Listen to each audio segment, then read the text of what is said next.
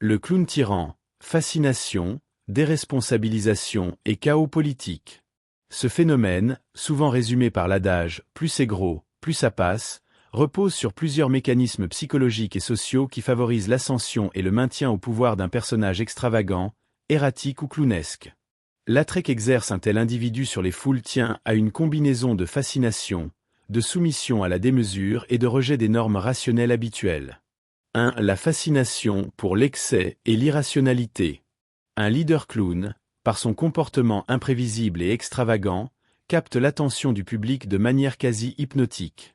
Les foules sont naturellement attirées par le spectaculaire, l'inattendu et l'excès. Dans un monde complexe et incertain, un personnage qui semble briser les codes avec insolence peut apparaître comme un souffle de liberté, un homme du peuple défiant les élites et les conventions. L'effet du divertissement. Dans une société saturée d'informations, l'individu spectaculaire se distingue du lot.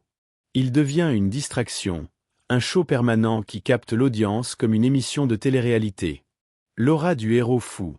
Historiquement, des figures extravagantes ont fasciné car elles semblent incarner une force au-delà des normes. Leur irrationalité devient perçue comme une forme de puissance. 2. La déresponsabilisation et l'abandon du rationnel. Lorsqu'un clown-chef prend le pouvoir, il libère paradoxalement ses adeptes de l'obligation de penser de manière critique. Ce mécanisme fonctionne par plusieurs ressorts psychologiques. La simplification du monde, le clown-chef ne fonctionne pas dans la nuance. Il affirme des choses énormes, caricaturales, mais dans lesquelles les foules trouvent un soulagement. Plus besoin de complexité, de réflexion, d'analyse. L'effet hypnotique de la répétition. Plus un mensonge est énorme et répété, plus il devient crédible, loi de Goebbels. L'extravagance d'une affirmation la protège parfois de la critique rationnelle car elle semble trop énorme pour être fausse. L'excuse collective pour l'inaction, suivre un leader extravagant, c'est aussi s'en remettre à lui, accepter qu'il fasse à notre place. En ce sens, il devient une figure paternelle, un père fou qui autorise les foules à abandonner la responsabilité de leurs choix. 3. Le pouvoir du clown-gourou, chaos contrôlé et manipulation émotionnelle. Un leader erratique ne fonctionne pas dans la rationalité, mais dans l'émotion brute, la colère, l'enthousiasme, la peur. Il construit son pouvoir en déstabilisant en permanence, en instaurant une forme de chaos où seule sa propre logique semble tenir. L'effet gourou, comme les leaders sectaires, il crée une réalité alternative où ses adeptes se sentent à la fois privilégiés et menacés.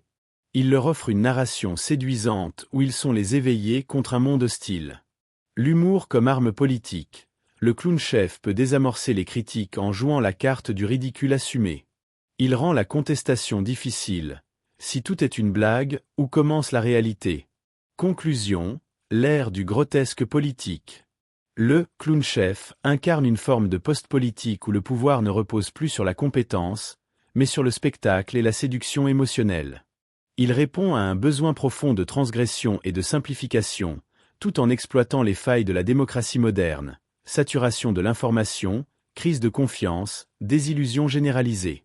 Ce phénomène, loin d'être anecdotique, témoigne d'un basculement vers une forme d'irrationalité collective où le grotesque devient non seulement accepté, mais désiré.